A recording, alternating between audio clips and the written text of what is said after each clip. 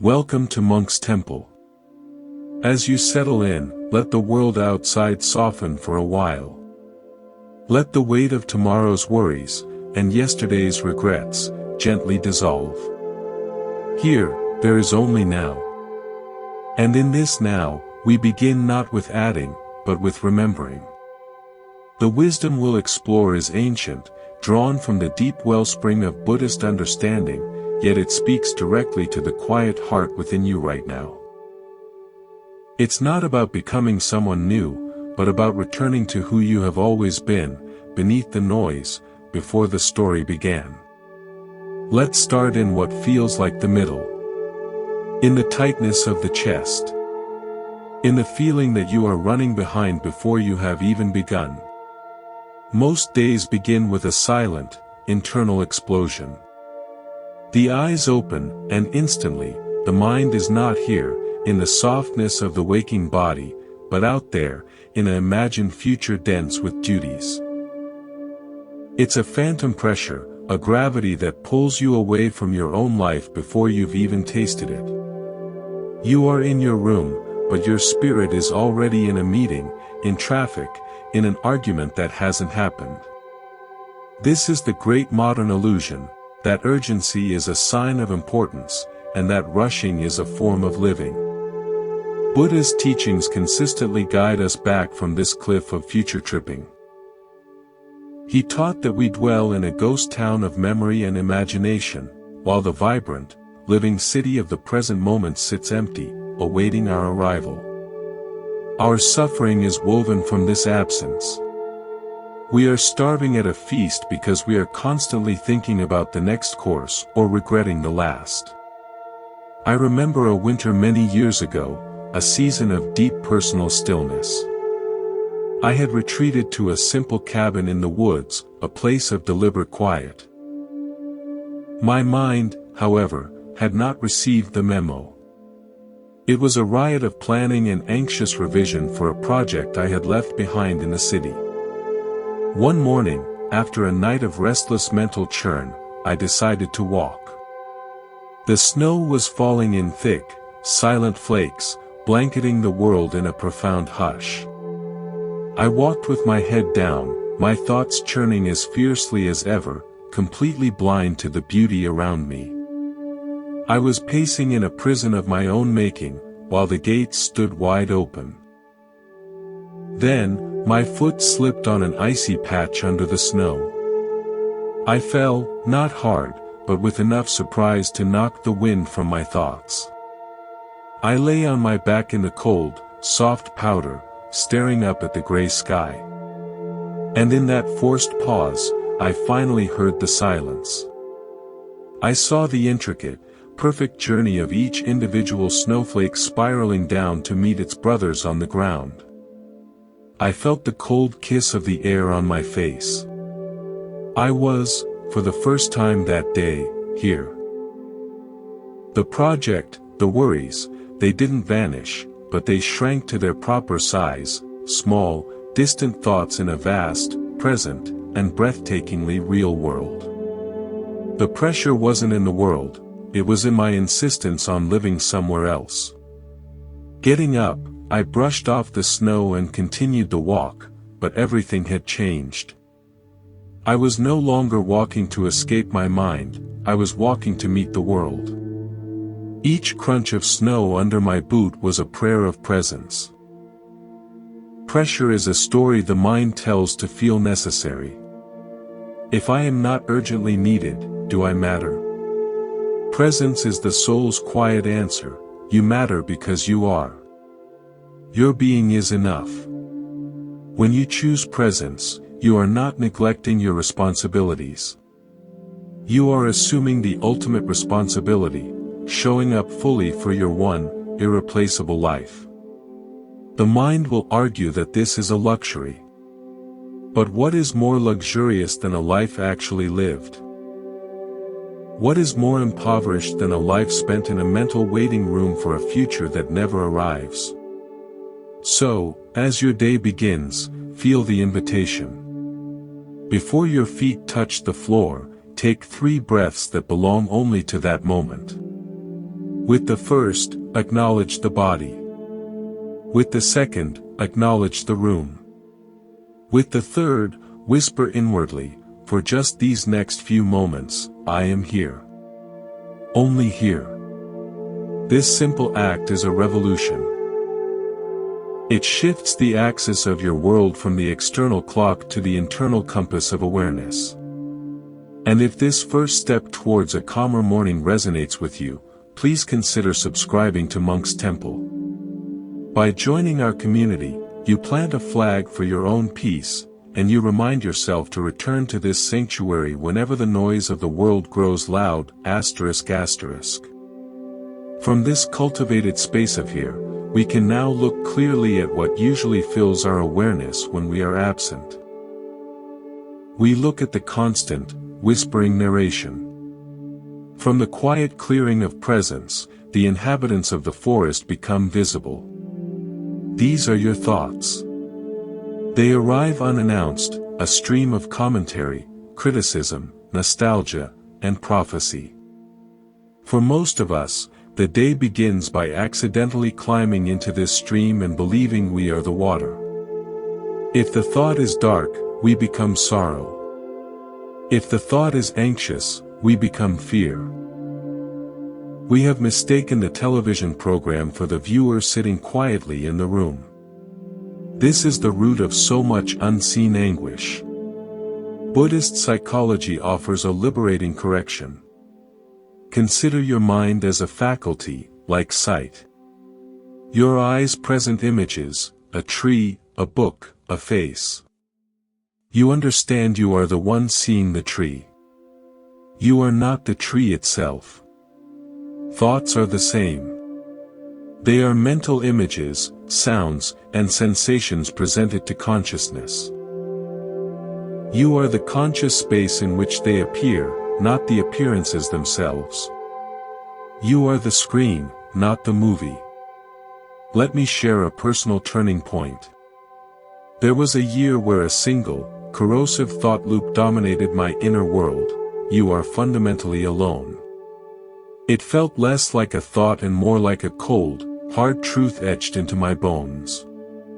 It colored every interaction, every quiet moment. I believed it utterly. I was the lonely one.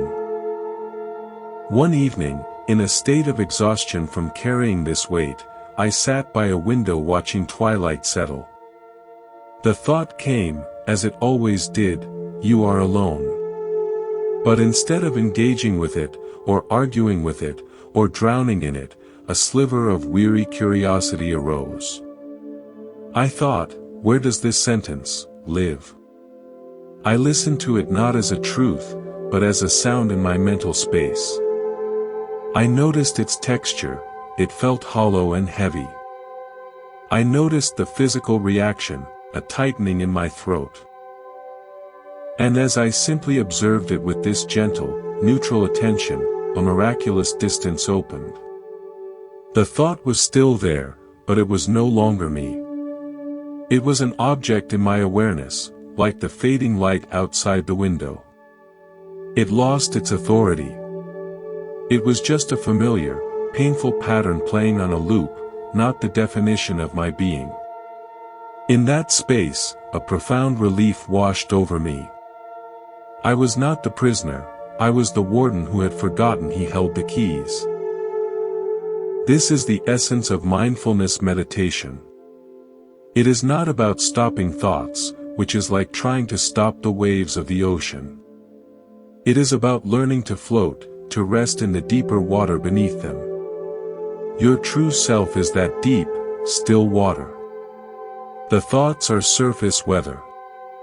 When you start your day with this recognition, I am not these mental events, you reclaim the captain's chair. You can watch the storm of worry rage on the deck, but you know your ship is sound below the waterline. You can say, "Good morning, anxiety.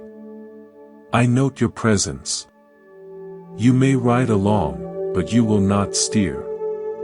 Practice this in small moments. When a reactive thought arises, "My coworker is so frustrating." Pause. Add a silent preface, I am having the thought that my coworker is so frustrating. That tiny separation is the birthplace of freedom. It means you are no longer a puppet of your mental reactions. You are the awareness that can choose a different response. And as you rest more consistently as this aware space, you begin to sense what lies in the profound quiet beneath the mental chatter. You touch a place of inherent completeness.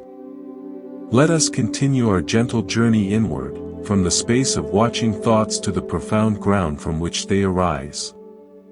When the chatter of the mind is seen for what it is, a passing show, what remains is not a void, but a profound and luminous fullness. Yet, our entire culture hums a constant hymn of lack. We are taught from our earliest days that we are not yet complete. We need more knowledge, more approval, more possessions, more achievements to become whole. We are trained to be eternal seekers, looking for the missing piece of ourselves in every experience, every relationship, every success. Buddhism turns this seeking on its head. It suggests that the very feeling of lack is created by the seeking. It is like having a priceless diamond in your pocket while searching frantically under every street lamp for a bit of glass. The Buddha taught that within the heart of every being rests a Buddha nature, a seed of perfect wisdom, compassion, and peace. Our confusion and suffering arise not from a lack of this nature, but from the layers of forgetfulness, craving, and aversion that obscure it. I recall a man I once knew, a master carpenter renowned for his skill. His workshop was a museum of beautiful furniture, each joint seamless, each curve singing with grace. Yet, he was a deeply restless soul. He believed his worth was tied to the next masterpiece, the next wealthy client, the next exhibition. His peace was always in the next project, never in his hands. A great flood swept through his valley, devastating his workshop. The tools he had collected over a lifetime, the rare woods, the nearly finished pieces, all were ruined, buried in mud and silt. He stood in the muck, utterly broken, convinced his life's purpose had been washed away. For days, he wandered the debris in a stupor of grief. One afternoon, his boot kicked against something solid. He reached into the cold mud and pulled out his oldest tool, a simple, worn-handled chisel his own teacher had given him decades before. It was caked in filth, but the steel was intact. He sat right there in the ruin, and with a rag and some water from a puddle, he began to clean it. As the familiar wood of the handle emerged, and the steel edge caught the weak sun, a memory surfaced, not of finished tables or accolades, but of the first time he had felt the sheer joy of a sharp tool biting into grain, of shavings curling onto the floor. He remembered the feeling of making, not the outcome. That feeling was still in his hands, in his heart. The flood could not wash that away. He realized everything he had been chasing, the validation, the fame, was just glitter on the surface. The essential thing, the love for the craft itself, the ability to create, was within him, as solid as the chisel in his hand. He started again that very day, not from a place of needing to prove anything, but from a place of remembering what he already was, a creator. The work that followed, they say, had a humility and a power it never possessed before. You are that carpenter. Life's floods may have swept away external markers of your identity. Roles, status, possessions. But in the quiet center of your being, your essential tools remain. Your capacity for love, your resilience, your curiosity, your innate goodness, these are not granted by the world. They are your birthright. The world can only provide occasions for their expression. When you wake, instead of scanning the horizon for what you must acquire, turn your gaze inward and ask, what quality within me wishes to be expressed today? Shift from a mindset of acquisition to one of manifestation.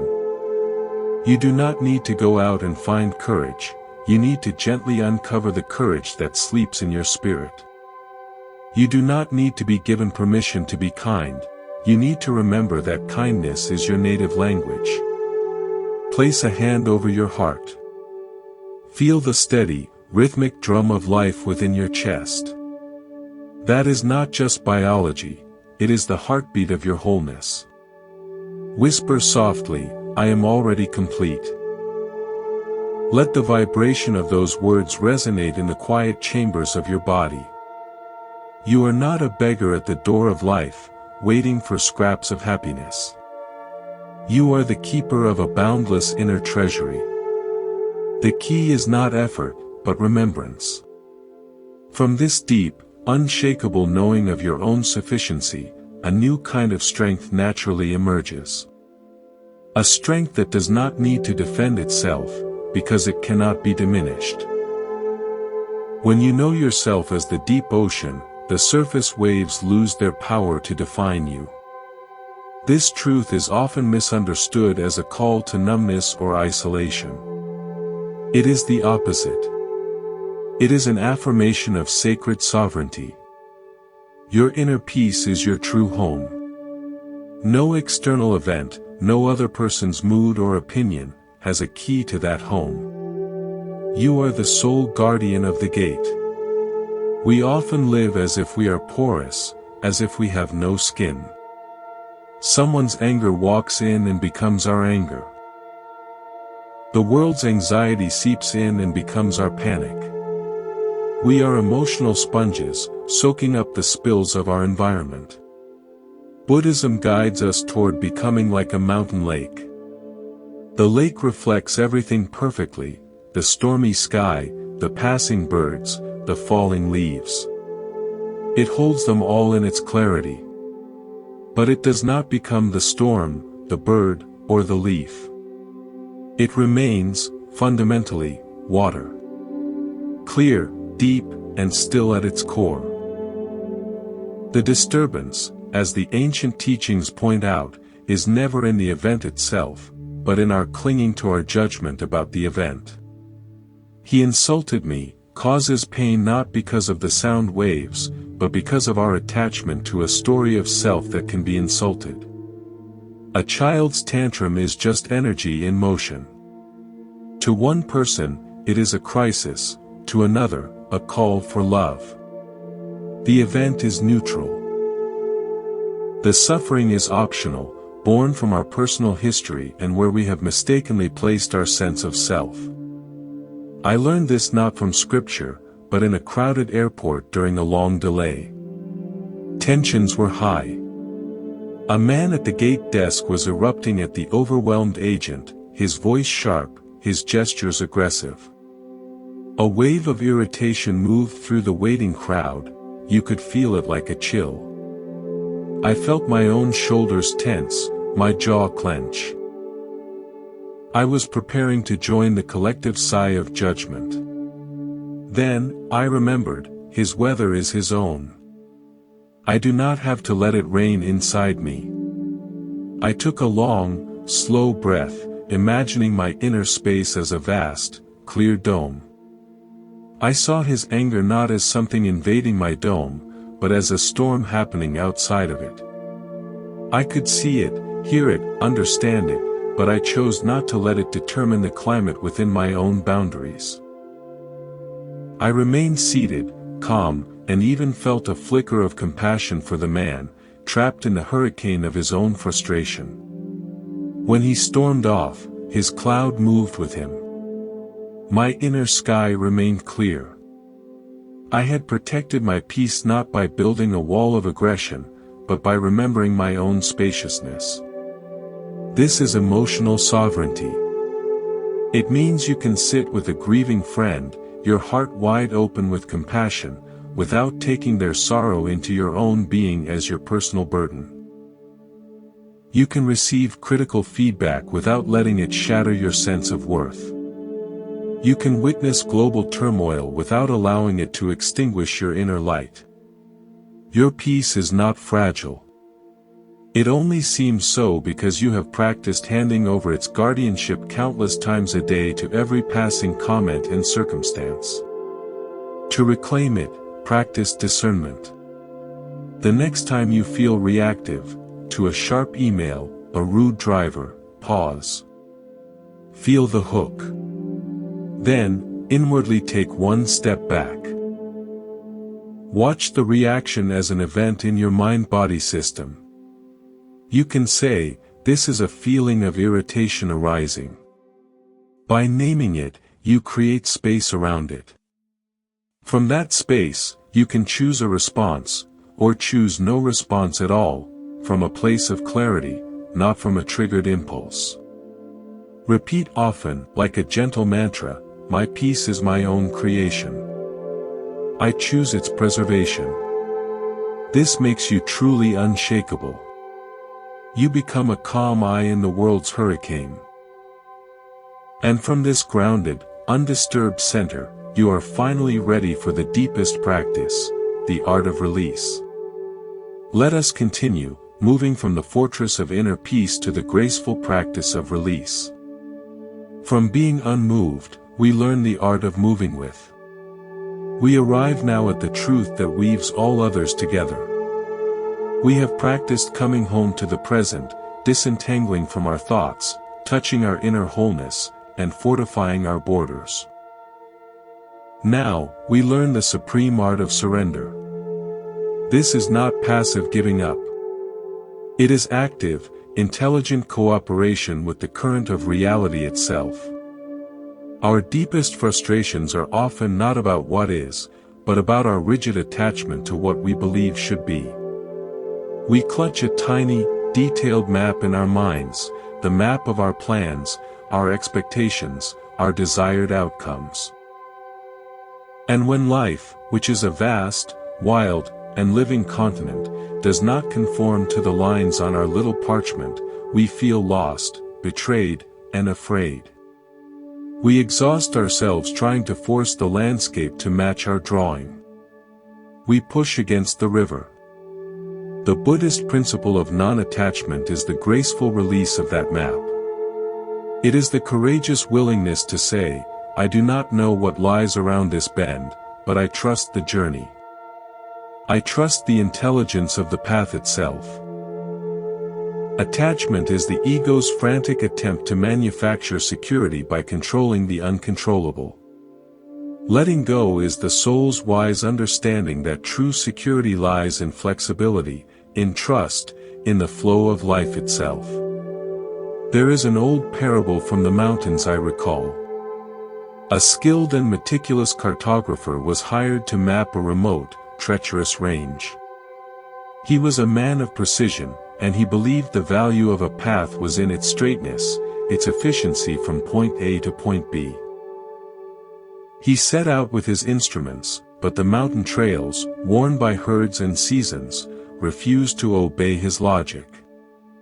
They switchbacked for no apparent reason, wound around ancient trees, followed the whims of streams.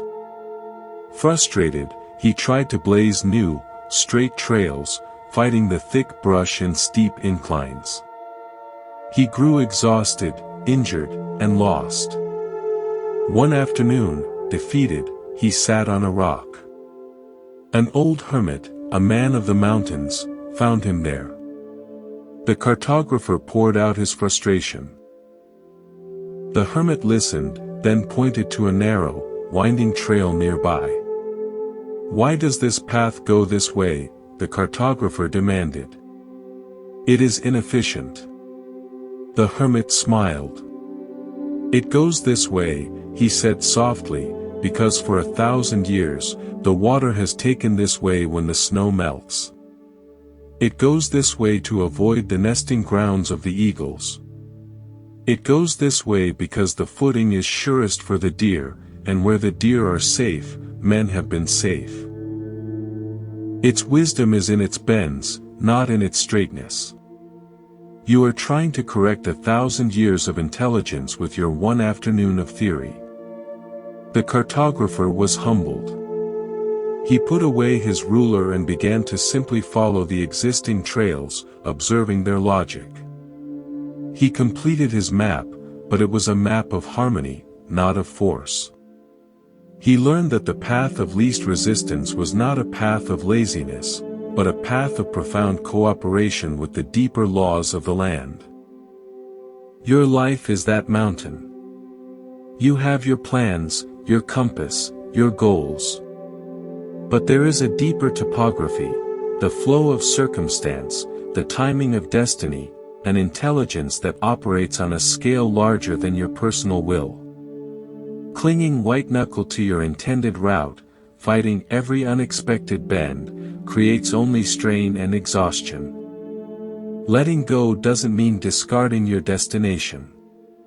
It means feeling for the existing trail.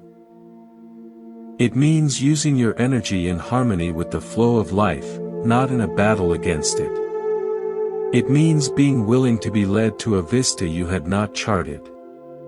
Each morning, you can set your intention, but hold it like a bird in your open palm, not a shackle on your wrist.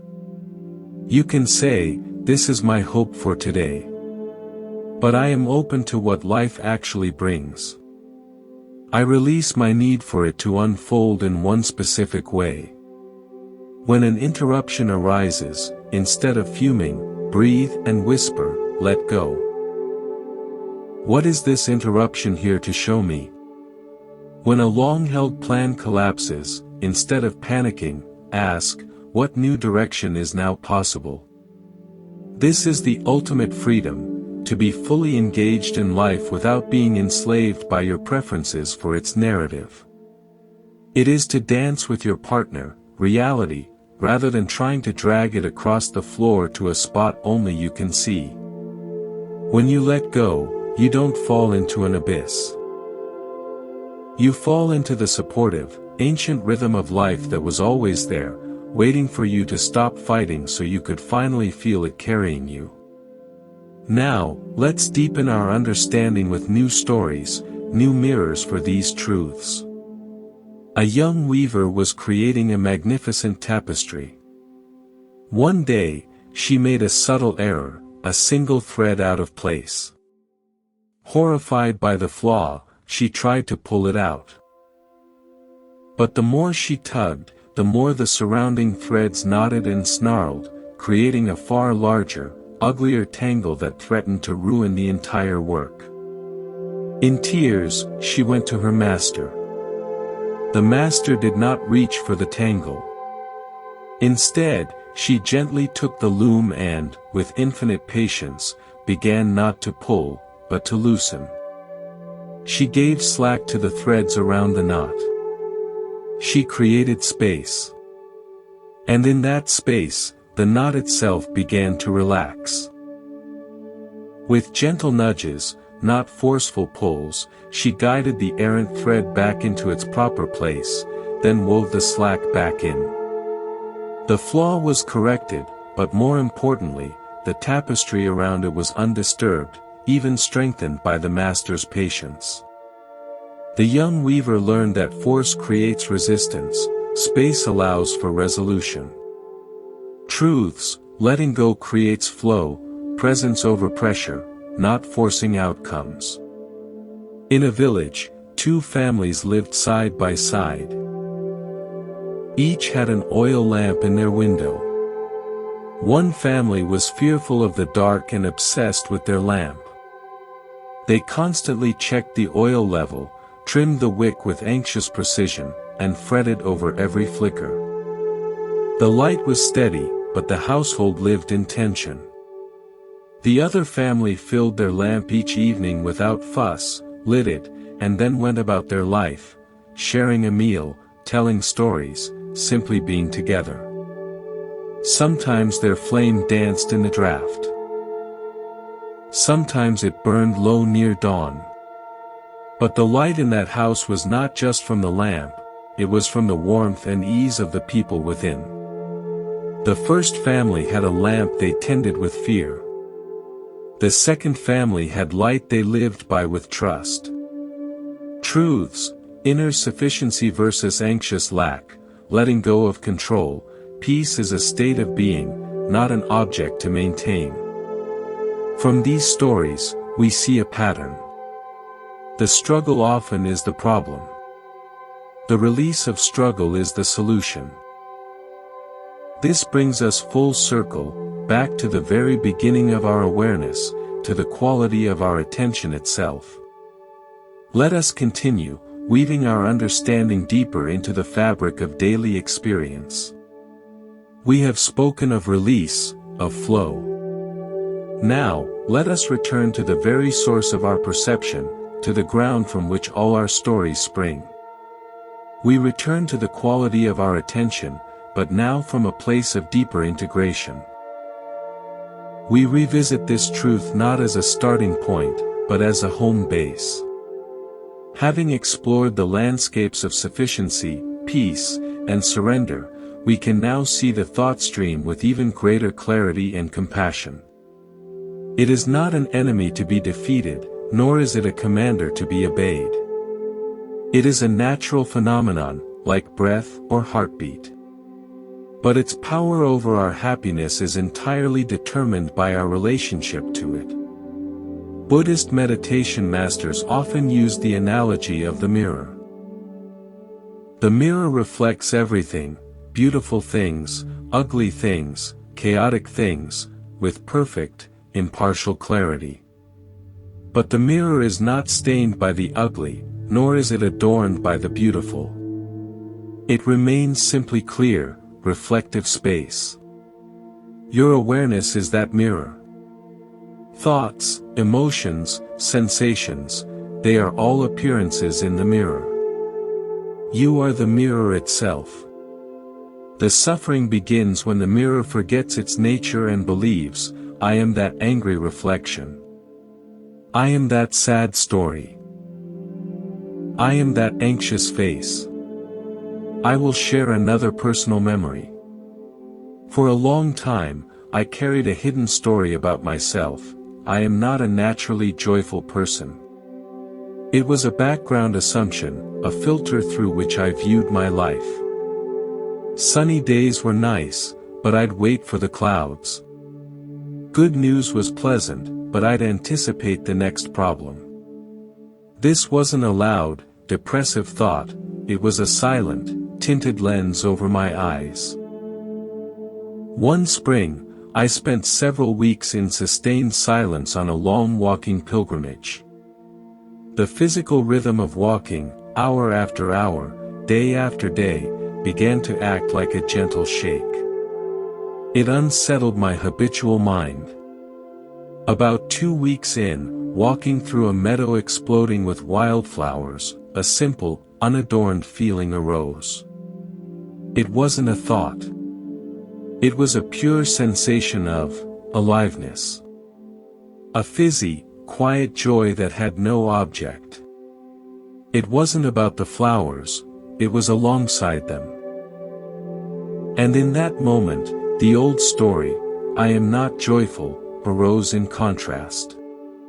For the first time, I saw it with absolute starkness. I saw it as a story. A sentence. A habit. And I saw that the present moment's sensation of aliveness was far more real, more immediate, than that old, familiar narrative. The story was a recorded message playing in a room. The aliveness was the actual living presence in the room. I had been listening to the recording and calling it myself, while ignoring the vibrant presence that was actually here. This is the profound shift. You stop believing the headlines your mind generates and start experiencing the raw, direct data of life itself. The thought, I am afraid, is a headline.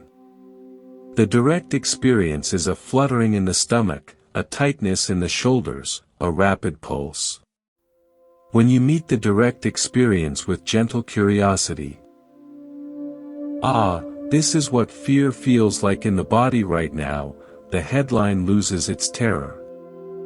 You are no longer a fearful person. You are a spacious awareness hosting a temporary experience called fear. And like all experiences, it will change, it will pass. So, in your mornings, practice being the mirror.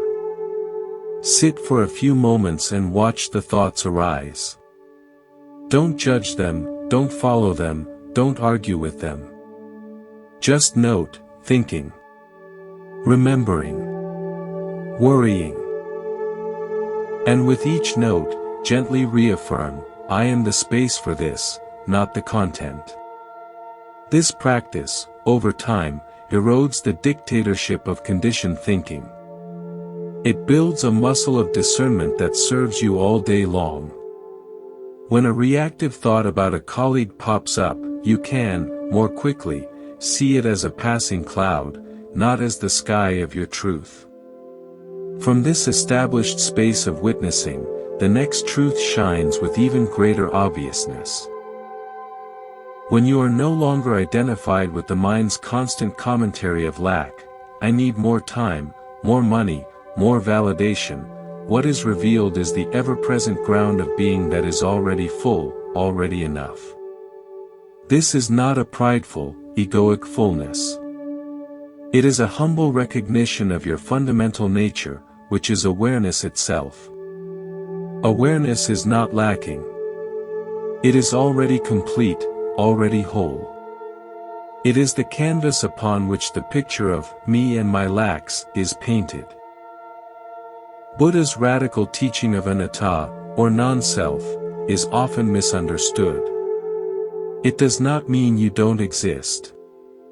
It means you are not the limited, solid, separate thing you habitually think you are. You are more like a verb than a noun, a process of aware, experiencing presence. And this aware presence is, in its essence, free and undamaged.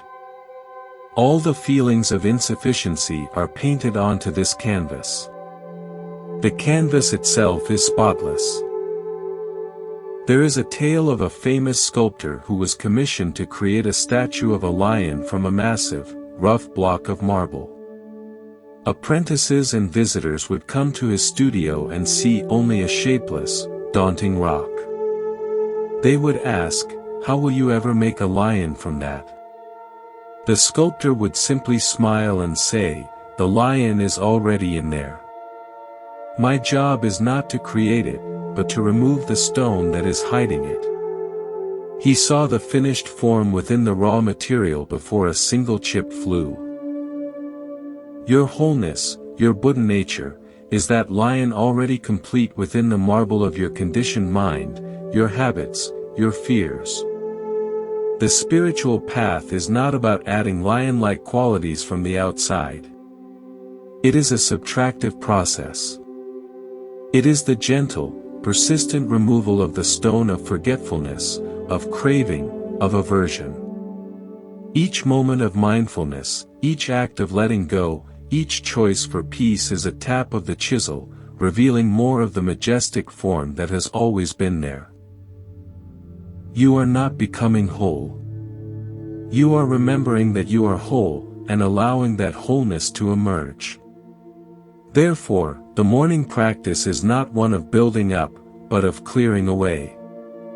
Before you reach for the phone, before you ingest the world's demands, sit in the nakedness of your own being. In that quiet, ask not, "What do I need to get today?" but, "What within me is waiting to be expressed?" What quality of being, patience, creativity, kindness wants to come forward through my actions today? You shift from being a consumer of life to a channel for life. This is the most powerful shift you can make. From this profound sense of inner resource, the final pillar of our morning sanctuary becomes not just a defense, but a natural expression. When you are resting in the awareness of your own sufficiency, the idea that an external event could dismantle your core becomes illogical. If your peace is dependent on things going your way, it is not peace, it is a temporary ceasefire. True peace is the nature of the aware space itself. It is the default setting, once you clear the pop-up windows of fear and desire. Think of it as being the depth of the ocean. On the surface, there may be hurricanes, waves of emotion, storms of circumstance. But go down 30 feet, 50 feet, 100 feet. The water there is still, calm, unmoved by the frenzy above. Your practice is to learn to reside in those depths, not just visit them occasionally. From the depths, you can observe the surface storms with compassion, even interest, but you are not at their mercy. You know they are temporary, and you know where your true home is. I remember a teacher who kept a simple stone bowl of water on his desk. When people would come to him agitated, angry, or heartbroken, he would listen deeply. Sometimes, in the middle of their storm, he would gently stir the water in the bowl with his finger, creating swirling vortices and ripples. He'd let them watch. Then he'd stop stirring and sit in silence. Together, they would watch the water gradually, inevitably, return to perfect stillness, reflecting the ceiling beams above. He never needed to say a word. The lesson was in the watching. The agitation was real, but it was not permanent. The stillness was always there, waiting to return. It was the water's true nature. You are that water. Your true nature is stillness, clarity, peace. The stirrings are caused by the finger of external events, by the wind of other people's actions. But if you stop the compulsive stirring of your own reactions, the mental commentary, the emotional fanning of the flames, the stillness will return of its own accord. It is not something you have to manufacture. It is what you are when you stop doing. So your daily practice becomes one of returning to the depths. The trigger happens, a criticism, a disappointment, a fear. Feel the initial stir on the surface. Then, consciously drop your attention down. Feel your feet on the ground. Feel the breath moving in the belly, deep in the body's core. Anchor there. From that deep, still place, you can then choose how to respond to the surface event. Your response will be wiser, kinder, and more effective because it comes from clarity, not from turbulence. This is how we build an unshakable life. Not by controlling all the winds, but by learning to sail from a place of deep inner ballast. Let us continue, and journey deeper into the practical landscape of these truths. We have established a sanctuary within. Now, let us explore how to live from it, how to let this inner alignment shape the very substance of our days. We move from principles to practice, from understanding to embodied living. We revisit this truth now, not as a beginner's instruction, but as the master key to daily life. Presence is the doorway through which all the other truths become livable. Without presence, I am not my thoughts, is just a philosophical idea. Without presence, inner sufficiency, is a concept you think about while anxiously scrolling. Presence is the act of coming online to your own life, in real time. The mind is a time-traveling machine, but it has a faulty navigation system. It constantly drags you into the fictional future of, what if, and the museum of the past called, if only. And while you are time-traveling, your actual life, the smell of rain, the warmth of a cup, the expression on a loved one's face, happens without you. You miss your own birthday party, every single day. Buddha called this, being heedless. He taught that the root of dukkha, often translated as suffering or unsatisfactoriness, is this fundamental heedlessness, this absence from our direct experience. We are like a person staying in a beautiful, luxurious hotel room but spending the entire stay staring at a postcard of a different city, complaining that the view isn't right. The pressure we feel is the tension between the postcard in our mind and the actual room we are in. Let me tell you about a baker I met in a small village. He made the most wonderful, simple bread. People came from miles around. I asked him his secret. He said, "There is no secret. Only the flour, the water, the salt, the yeast, the fire." But then he leaned in. "The real ingredient," he said, "is that I am there for all of it. When I measure the flour, I am measuring the flour. I am not thinking about the bills. When I knead the dough, I am kneading the dough. I am not replaying an argument. When the loaves are in the oven, I am watching the fire, listening for the crackle. I am not planning tomorrow's batches. The bread knows if you are not there. It tastes of distraction. My bread," he said with a quiet smile, "tastes of attention."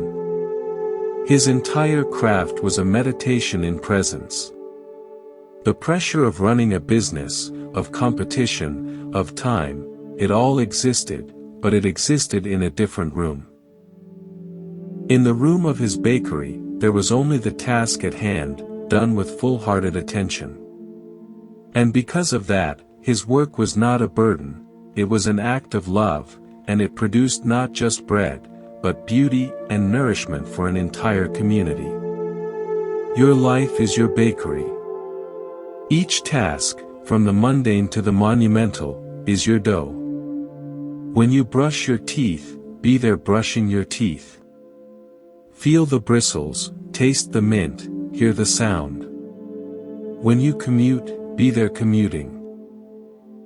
See the sky, feel the steering wheel or the strap in your hand, notice the play of light and shadow. When you are in a conversation, be there listening. Not planning your reply, but truly receiving the person in front of you. This is not adding more to your day, it is subtracting the layer of mental noise that makes your day feel heavy. Pressure is the weight of 1,000 imagined moments. Presence is the lightness of one real one. So, begin again, and again, and again. Your mind will wander. That is its job. Your job is not to scold it, but to gently, patiently, lovingly guide it back. Back to the breath. Back to the body. Back to the senses. Back to the life that is happening, now. This constant, gentle return is the most important practice of all. It is how you reclaim your days from the phantom world of thought and plant your feet firmly in the rich, textured, real world of experience. And when you are truly present, you see the next truth with startling clarity. From the vantage point of presence, you can see your attachments in high definition. You can see the moment your mind clenches around a desire for a specific outcome. You can feel the physical tension that arises when life moves in a different direction. Presence gives you the front row seat to your own suffering, and in that clear seeing lies the possibility of release. Non-attachment is not a cold, heartless state. It is the ultimate form of intimacy with reality. It is saying yes to what is, rather than arguing with it. Imagine you are on a river in a canoe. Attachment is paddling frantically against the current because you want to be upstream. It is exhausting, futile, and you see nothing but the water splashing in your face. Letting go is turning the canoe to align with the current. You stop fighting. You put down the paddle for a moment.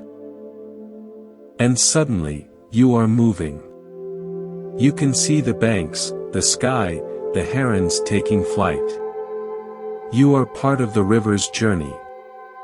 You may still use the paddle to steer, to avoid rocks, but your primary relationship is now one of cooperation, not combat. The Buddha taught that attachment is the fuel for the fire of suffering. We are attached to pleasure staying, pains leaving, people behaving, and life conforming. When the inevitable change comes, and it always does, the fire of suffering blazes. Letting go is not allowing the fire to go out. Life is energy, it is passion, but it is removing the gasoline of our frantic clinging. The fire then becomes a manageable, warm campfire, not a raging forest fire. I knew a gardener, a woman of great skill, who was particularly proud of her roses. She nurtured them, talked to them, and had a vision for how her garden should look. One year, a particularly vigorous and beautiful morning glory vine seated itself near her prized rose bush. She meant to pull it, but it grew so quickly, and its flowers were such a delicate blue, that she let it be. To her horror, it began to twine around the rose canes. Her immediate impulse was to rip it out, to protect her plan, her rose. But something made her pause. She decided to watch for a week. The morning glory continued its gentle embrace. And she noticed something. The combination of the deep red roses and the soft blue trumpets of the morning glory was staggeringly beautiful, more so than either plant alone. The vine provided a delicate support the rose didn't have, and the rose gave the vine a grandeur it lacked. She had not planned this partnership. In fact, her plan would have prevented it. By letting go of her rigid vision, she allowed a more beautiful, cooperative reality to emerge. Your life is that garden. You have your roses, your plans, your cherished goals. But life will send morning glories, unexpected events, changes, detours. Your first impulse may be to rip them out, to force your original design. But what if you paused? What if you watched for a week? What unexpected beauty, what unforeseen support, might emerge from the intertwining? Letting go of the need for the garden to look exactly like the catalog in your mind opens you to the creative genius of life itself, which often has better designs than we can imagine. So, each morning, after you anchor in presence, set your intentions lightly. State what you prefer, but hold it with open palms. Then say to the day, and I am open to your wisdom. I am ready for surprises. I am letting go, so that you may flow through me. This prayer positions you not as a dictator of your destiny, but as a co-creator with life itself. It is the most powerful, and the most peaceful, position you can hold. Let us continue, moving from the conceptual to the cellular, from understanding in the mind to knowing in the bones. These truths are not just mental exercises, they are meant to be lived in the muscles, the breath, the quiet space between heartbeats. We now explore how these principles become the very atmosphere of your being. We come back to this, not as a reassuring slogan, but as the bedrock of spiritual courage. When this truth moves from the head to the heart, a profound alchemy occurs. You stop looking for salvation in the next job, the next relationship, the next achievement. You realize you are not a problem to be solved by the world, but a mystery to be unfolded from within. This is the essence of the Buddha's awakening under the Bodhi tree.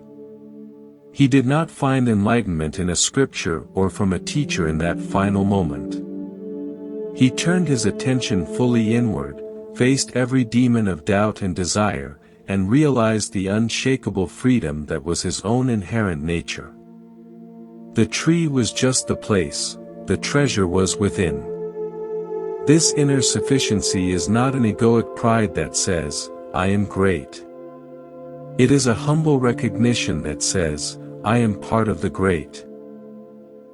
It is the understanding that you are a unique focal point of the universe itself, conscious and aware.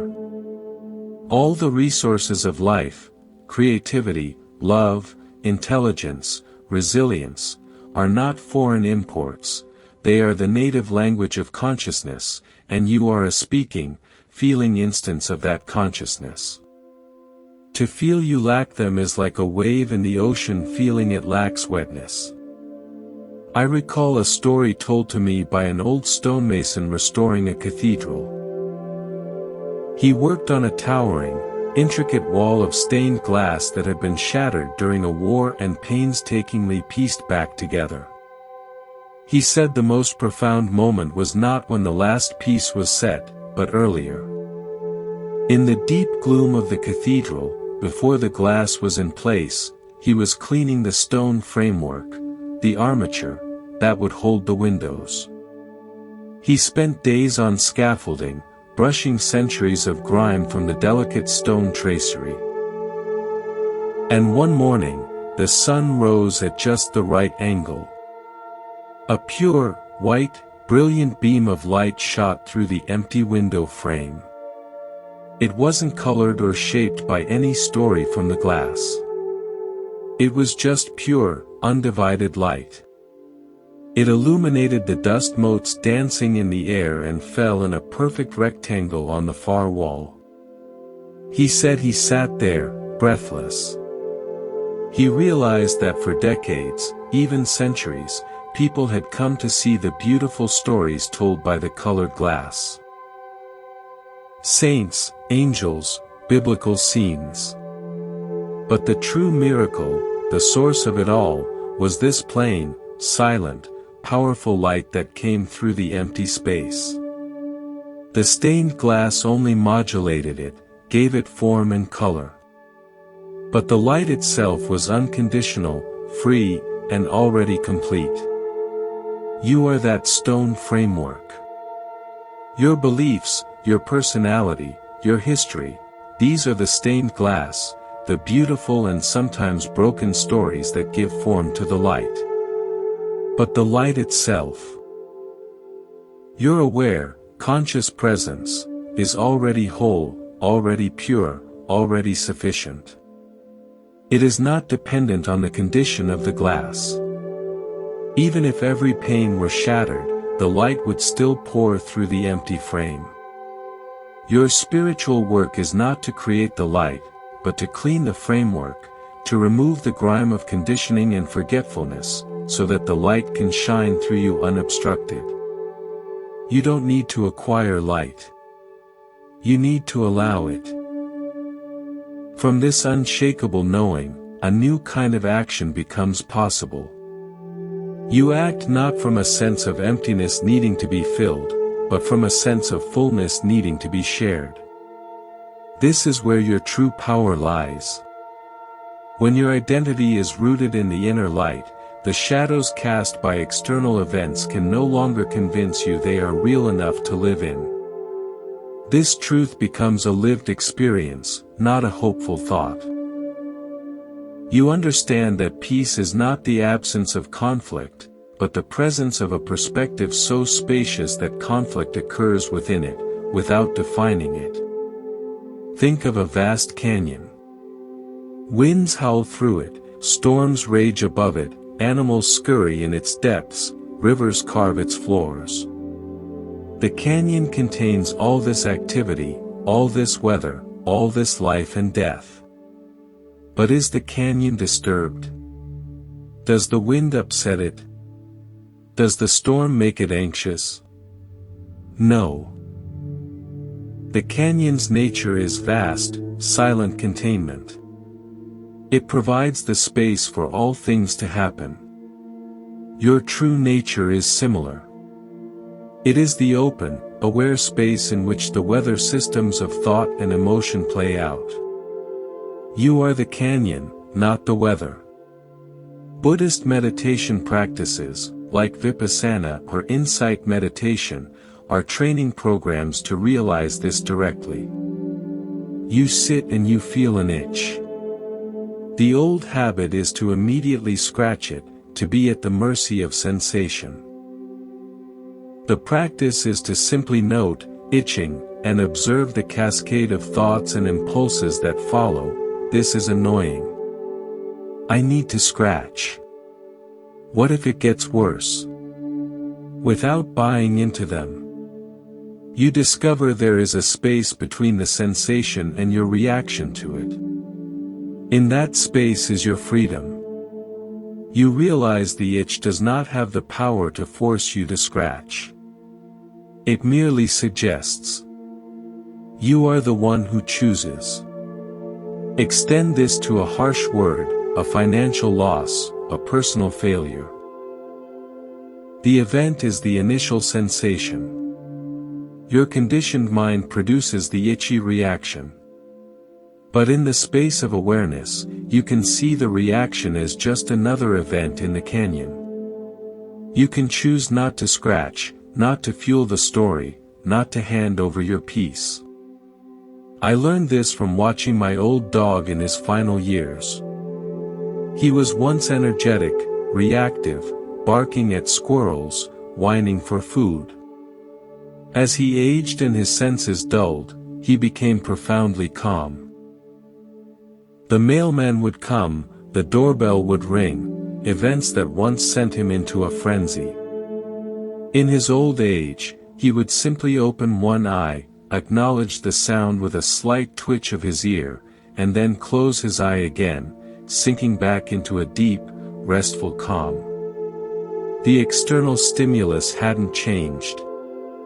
His reaction had. He had, in a way, unlearned his attachments to those sounds, meaning, threat, or excitement. He rested in a deeper layer of being that was undisturbed. We spend our lives learning to react. Wisdom is the process of unlearning those reactions and returning to the undisturbed layer that was there all along. So, in your day, practice being the canyon, not the storm. When disturbance arises, feel it fully. But at the same time, feel the ground you are sitting on. Feel the vast space of the room around you. Sense the larger container that holds this momentary difficulty. Breathe into that larger space. Your peace is that container. Protect it not by avoiding life, but by remembering you are big enough to hold it all. And from this unshakable, container-like peace, the final integration happens naturally. Your presence becomes effortless, your letting go becomes graceful. You are not doing spirituality anymore, you are being spiritual, which is simply being fully, authentically, awake human. Let us continue, and weave these threads into the tapestry of a complete life. We have explored these truths as individual pillars. Now, let us see them as a single, flowing river, the river of awakened living. This is where wisdom ceases to be a practice and becomes a presence, a fragrance you carry into every corner of your world. We return to this ultimate truth, now understanding it as the natural consequence of all the others. When you are present, you see clinging as it arises. When you know you are not your thoughts, you don't cling to their narratives.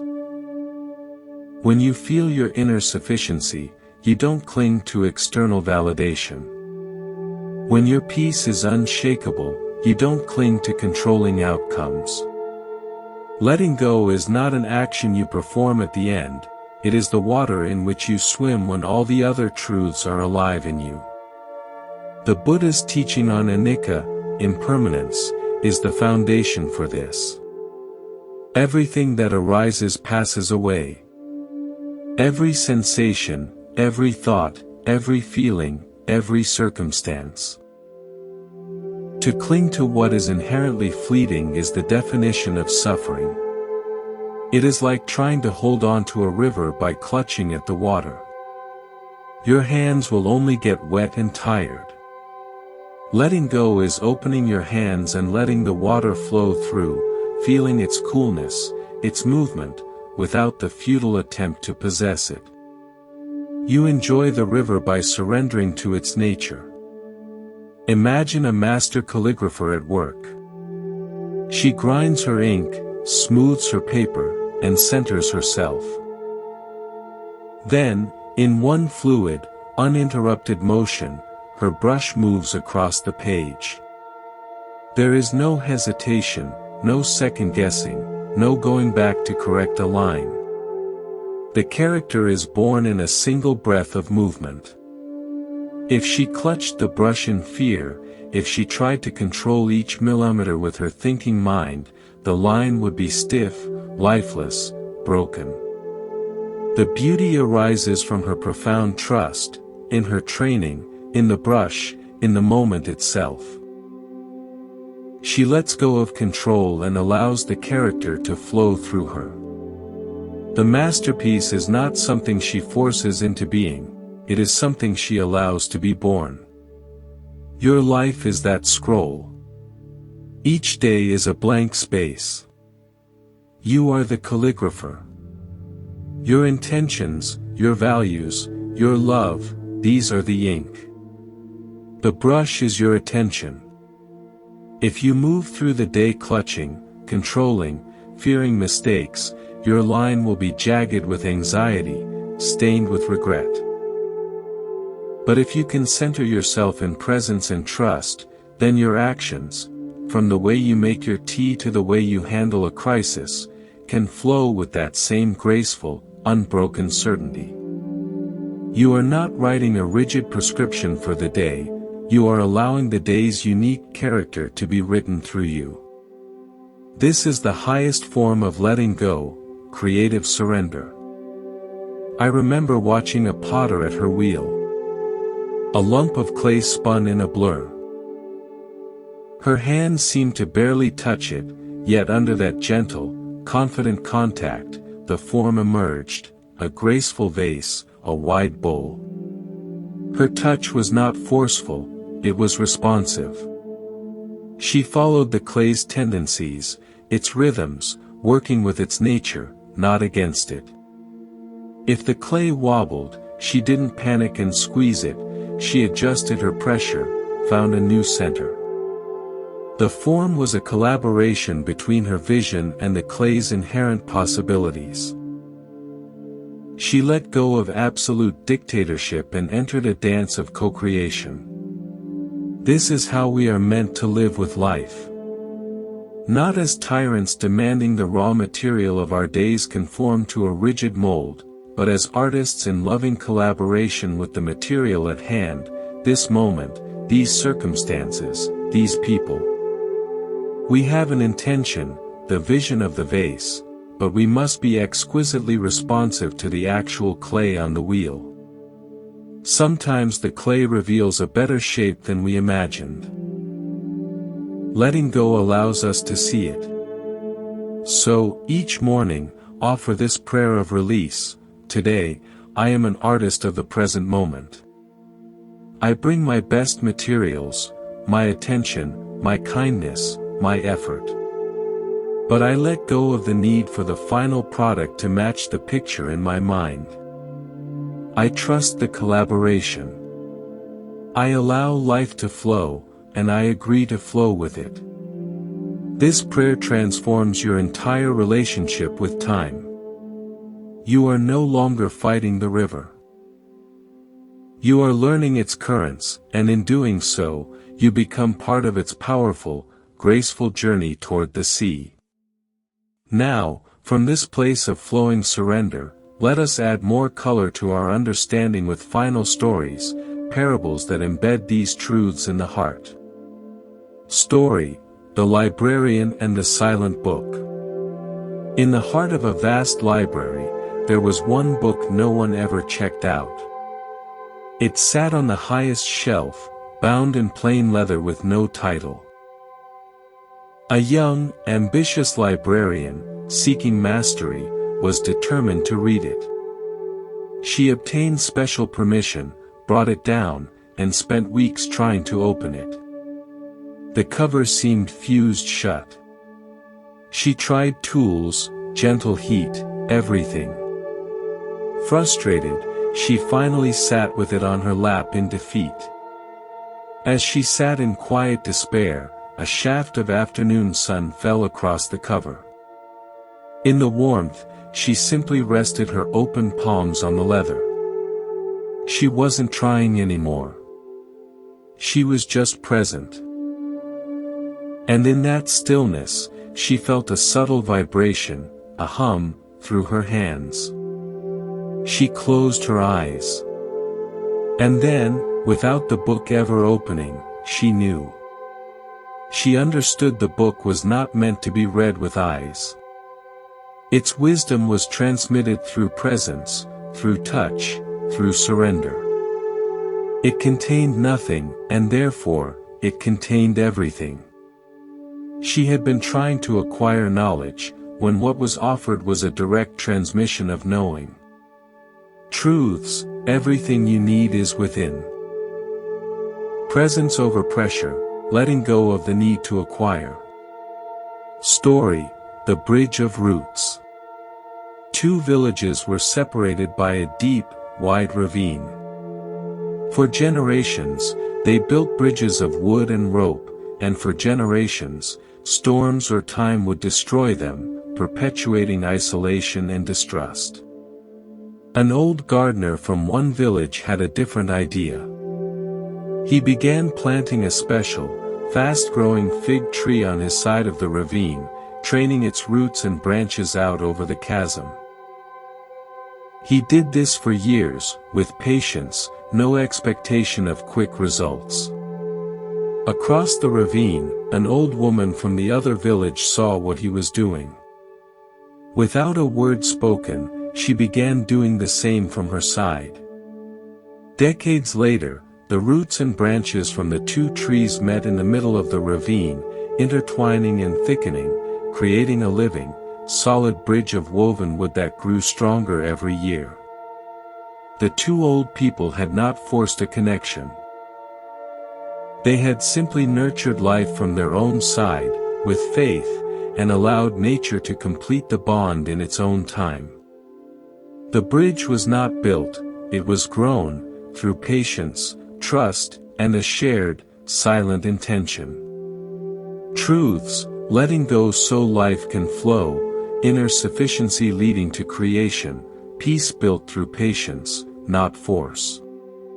Story, the Night Watchman's Lantern. A night watchman paced his long, lonely route through a sprawling estate. His only companion was his oil lantern. He was terrified of the dark, and his fear focused entirely on the lantern's flame. If it went out, he believed, something terrible would happen. His entire watch was a nightmare of anxiety, constantly checking the oil, shielding the flame from breezes, his heart pounding at every flicker. One night, in a moment of exhaustion, he set the lantern down on a wall and sat, head in hands. He finally admitted his terror. As he sat there in the profound darkness, his eyes began to adjust.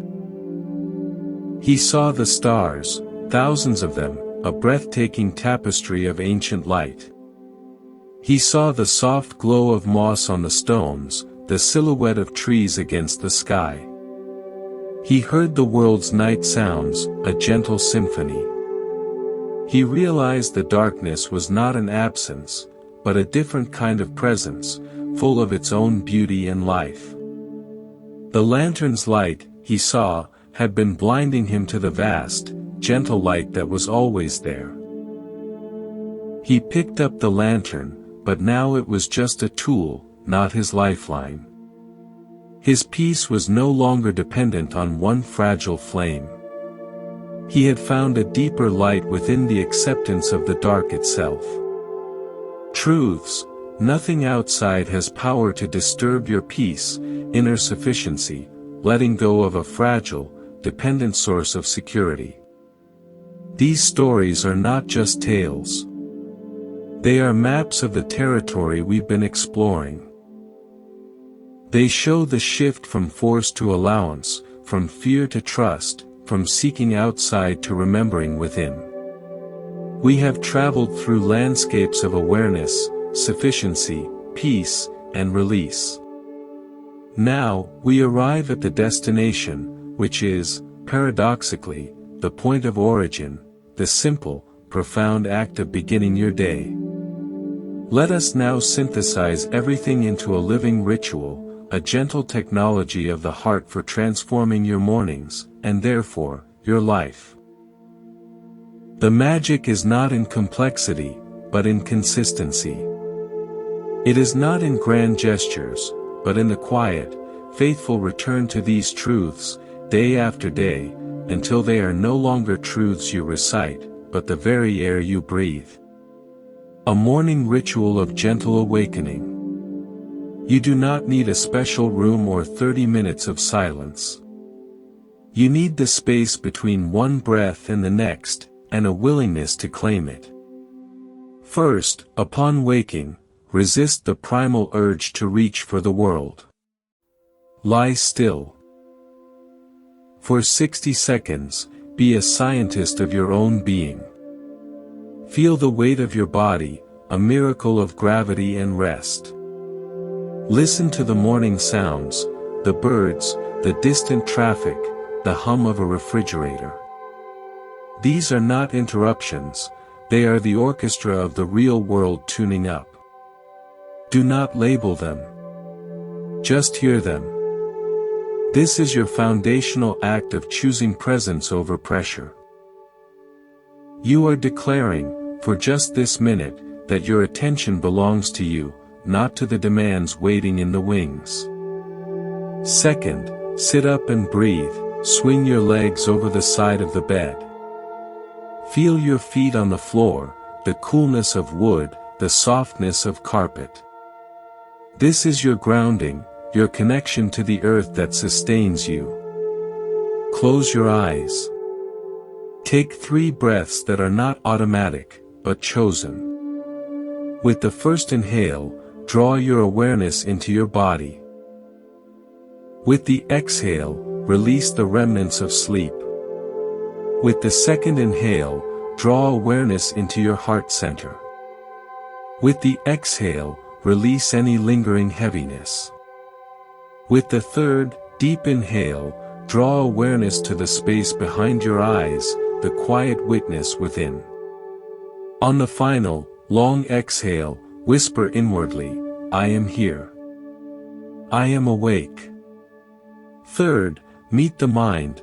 Now, with eyes still closed, notice the first thoughts arriving, like actors taking the stage. See them clearly. The mental to-do list, the worry from yesterday, the planning for later.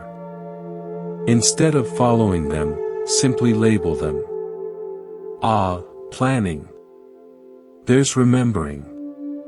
That's worrying. And with each label, gently insert the space of truth, I am not that thought. I am the awareness that knows it. Do this for just a few thought moments. You are not clearing the mind, you are changing your relationship to its content. You are establishing sovereignty before the day begins. Fourth, touch your wholeness, place your right hand over your heart. Feel its steady, reliable rhythm. This heart has beaten since you were in the womb, through every joy and sorrow, faithful beyond understanding. With your hand there, take a soft breath in, and as you exhale, say softly to yourself, everything I need already exists within me. Don't just say the words, feel for the truth of them. Sense the wellspring of patience, the reservoir of strength, the innate kindness that resides in your core. You are not activating them, you are acknowledging they are present, like a sun behind clouds. Fifth, fortify your peace. Bring your hands together in front of your heart, palm to palm. Feel the slight warmth, the pressure. Inhale deeply, and as you exhale, imagine a sphere of soft, golden light expanding from your heart, surrounding your entire body, protective, peaceful atmosphere that moves with you. Into this sphere, whisper, "Nothing outside me has the power to disturb this peace." See it as a sacred boundary. You are not building a wall against life, but defining a sanctuary within which you will meet life. Sixth, the release and invitation. Finally, open your hands, palms up, resting on your knees in a gesture of receptive surrender. With a gentle smile on your lips and in your heart, speak the words that open the door to grace. Today, I am letting go, so life can flow. I offer my efforts, and I welcome your wisdom. Feel a sense of lightness, of partnership with the day ahead. You have your plans, but you are now open to the better, wiser, more beautiful plans that life itself might have in store. This entire ritual can take 5 minutes. But these are the most important 5 minutes of your day. They are not an addition to your life, they are the recalibration of your life's instrument. You are tuning the strings of your being to the key of peace, presence, and power before you play the symphony of the hours to come. Carry the essence of this ritual with you like a subtle fragrance. When stress arises, feel your feet on the ground again, the memory of that morning connection. When a reactive thought hijacks you, hear the gentle echo, "I am not that thought." When you feel lacking or insecure, place a quick, conscious hand on your heart, a secret touchstone to your wholeness. When someone's negativity threatens to pull you in, remember your golden sphere, your sovereign peace. And when things don't go according to plan, hear the whisper, "Let go, and flow." This is how the spiritual becomes practical. This is how ancient Buddhist wisdom becomes your contemporary superpower. It doesn't make you passive, it makes you profoundly responsive. It doesn't make you indifferent, it makes you compassionate from a place of stability, not sympathy from a place of shared drowning. There is one last story, a favorite. A renowned tea master was visited by a seeker who had traveled far, hungry for the deepest teachings. The master welcomed him and began the tea ceremony. He poured the seeker's cup full, and then kept pouring. The tea overflowed the cup, spilled across the table, and dripped onto the floor. The seeker finally cried out, "Master! The cup is full. It can hold no more." The tea master stopped pouring and looked gently at the seeker. "You are like this cup," he said. "Overflowing with your own knowledge, your opinions, your expectations of what this teaching should be. How can I show you anything unless you first empty your cup? Your morning ritual is the practice of emptying your cup. It is the conscious setting aside of the full cup of yesterday's regrets, tomorrow's anxieties, and today's preconceived notions. You create an empty, open, receptive space. And into that space, your own innate wisdom. The silence beneath thoughts, the sufficiency within, the unshakable peace, the courage to flow, can finally rise up and fill you. Not with more information, but with transformative knowing.